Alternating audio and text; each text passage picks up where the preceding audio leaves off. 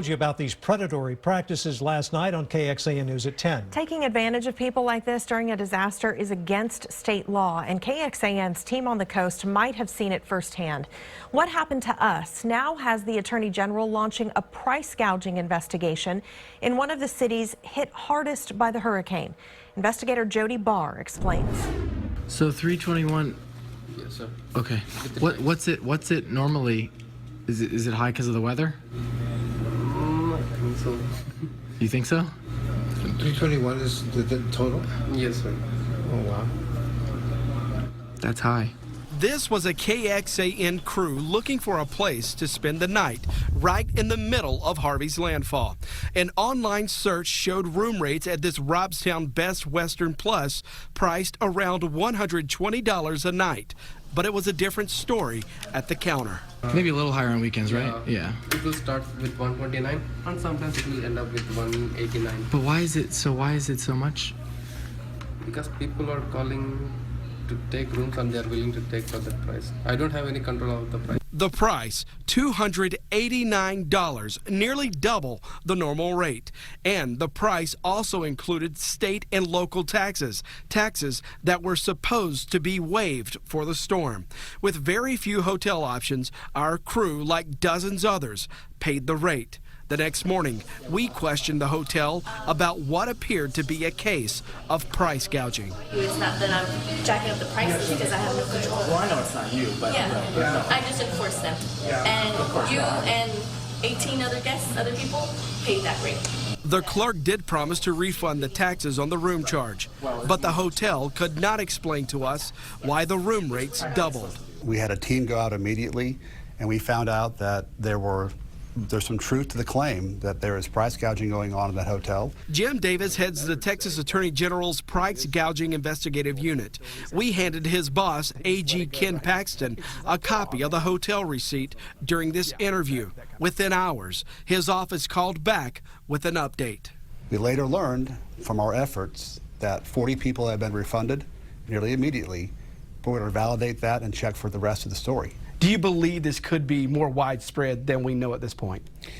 Well, we have received hundreds of complaints total so far on issues about water, food, and also lodging like this. We expect there'll be more coming in as well. It is very possible that we'll see more of this. As for this hotel, Is it always like that? 321 a night?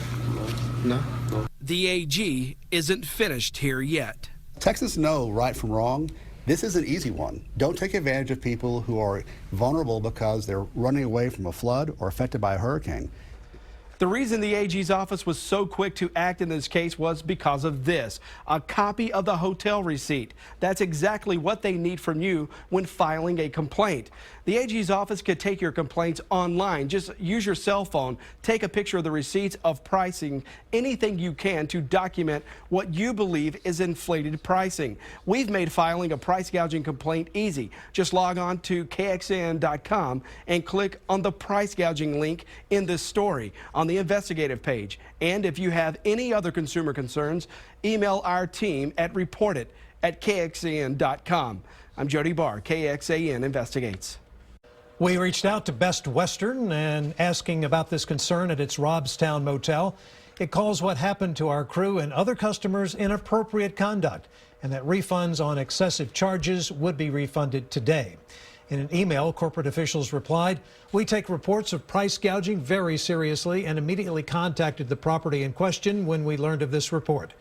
In advance of the storm, we proactively advised hotels on prohibitions against price gouging and communicated our position as a brand that compassion be exercised during this time of crisis. Even without price gouging, Texans might see an increase in the cost of fuel after Harvey. About 1/3 of the country's refining force stretches across shallow, low-lying waters along the Gulf Coast from Corpus Christi to Lake Charles, Louisiana. The Bureau of Safety and Environmental Enforcement said many of the manned oil platforms were evacuated in recent days. The agency estimates about 22% of oil production was shut down, along with 23% of natural gas production. Experts say that could lead to an increase in prices, but they don't expect post-Hurricane Katrina type gasoline price apocalypse. Last night on KXAN News at 10, our investigators hit the streets looking for potential price gouging. We checked 30 gas stations along evacuation routes from Houston to Austin and recorded the costs. And we plan to follow up after the Attorney General has a chance to review gas complaints and what consumers were charged.